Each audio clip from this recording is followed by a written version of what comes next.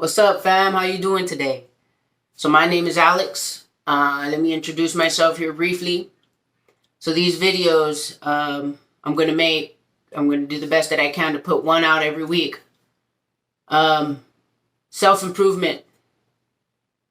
Self-improvement. And I'm making videos today, or I'm going to be making videos of self-improvement because that is what I am currently working on in my life. Self-improvement. I come from a background of a lot of chaos and a lot of destruction, a lot of distortion, and what can I say? It happens to all of us. I know I'm not the only person in the world that has gone through what I've gone through, and I'm not the only person in the world that goes through what I'm going through. I decided to make a YouTube channel, and I only pray, putting God at the beginner, at the center, and at the end of everything that I do, including this YouTube channel, that it helps you, to motivate you, to inspire you to be the best you that you can be. Okay? I'm nervous, I ain't gonna lie, it's my first video, but hey, it's okay. We all have to start somewhere, One of the best ways that I start my day is I have a routine. Me personally, I write in a journal. I read the word of the Lord. I read a certain book in the Bible every day, because that's what helps me. I pray, I meditate, and I actually get on YouTube myself and watch motivational speeches. And those motivational speeches that I listen to, they help open my mind. They help keep my mind open to the possibilities of life. I've always lived in this box, It's my way and that's it. Well, life isn't just about me. Life is also about my family. Life is also about my neighbor. Life is also about my coworkers. So how am I contributing to make and help their life better? It could be a simple smile, a simple hello, I hope you're having a good day, because we never know how somebody's day is going. And so when I start off my mornings with this routine, it helps me. It helps bring balance to me. I suffer with addiction. I suffer with mental illness. And when my mental illness gets the very best of me, it could be the worst thing ever. Not only for the people around me, but for myself. Why is that the worst thing ever? Because I get stuck in the stages of a major depression, major sadness.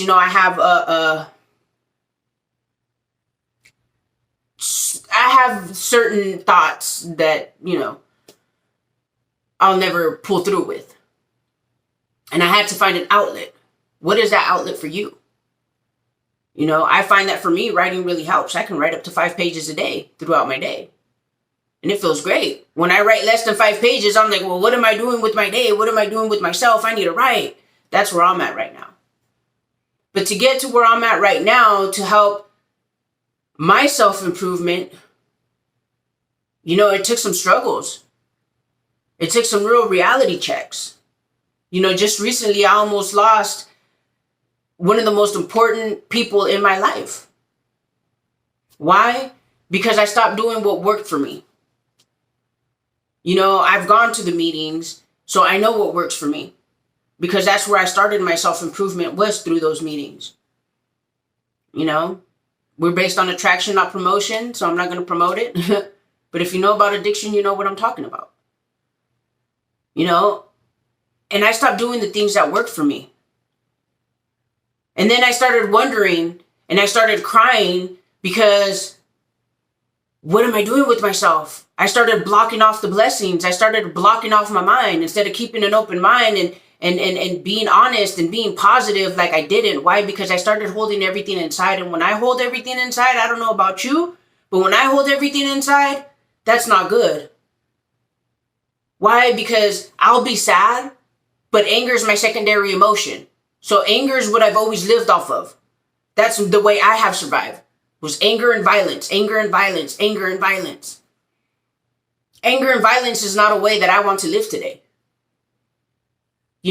What I'm finding within myself, I'm beginning to like myself. I'm beginning to love myself. Wow, Alex, you're a good person. You know, I'm not as bad as my mind tries to tell me that I am. I'm not as bad and such a horrible person as the sickness of my mental illness tries to tell me that I am. I'm not as worthless as my mental illness tries to tell me that I am. You know, I have a lot of value. I have a lot of worth. But I don't see that value and I don't see that worth when I don't seek the help. I have to seek the help. You know, it's not easy for a person like myself to go out and seek help and say, I need help. But recently I had to do that. I've left jobs. I'm taking a mental health day. I can't take this. You know, because my mind just I don't know, my mind just won't be quiet. And when I can't silence my mind, or I can't keep those positive, beautiful thoughts in my mind, and just that those feelings of self-worthlessness and devaluation and self-pity, and those all start swirling in my mind, I can't take this no more. And the worst part about it is, instead of seeking the help, I'll sit here and I'll project the way I'm feeling about myself onto the person closest next to me.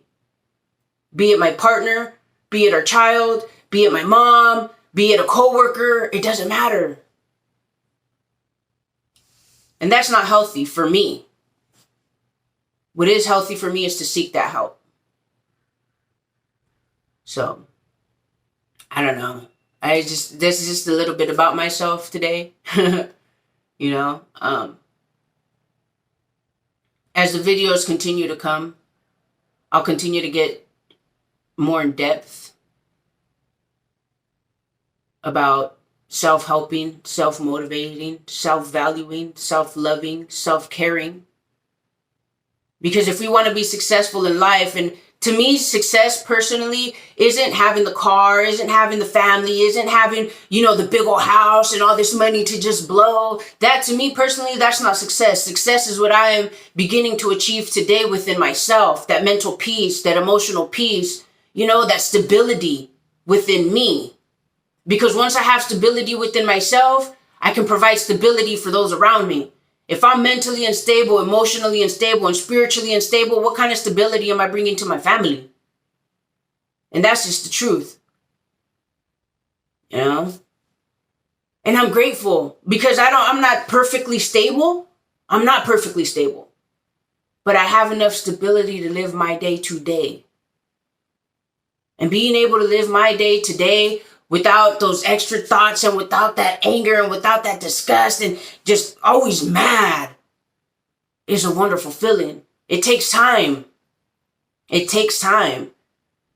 But it's a beautiful feeling when you have those little moments of, wow, I had a good day today. Today my mind didn't get the best of me. Today my emotions didn't get the best of me. They tried.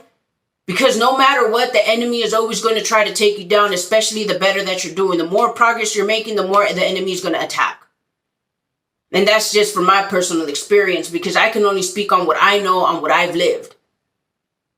It's easy to hear a lot of things, but when you start to live them, you start to realize, and I'm starting to really live a lot of things, but I'm present in what I'm living, because before I used to drown my presence, I used to drown my life in drugs and alcohol in running the streets. But today I don't do that. Today I choose not to do that. Me not being actively involved in my addiction is first and foremost thanks to my creator, my higher power, God.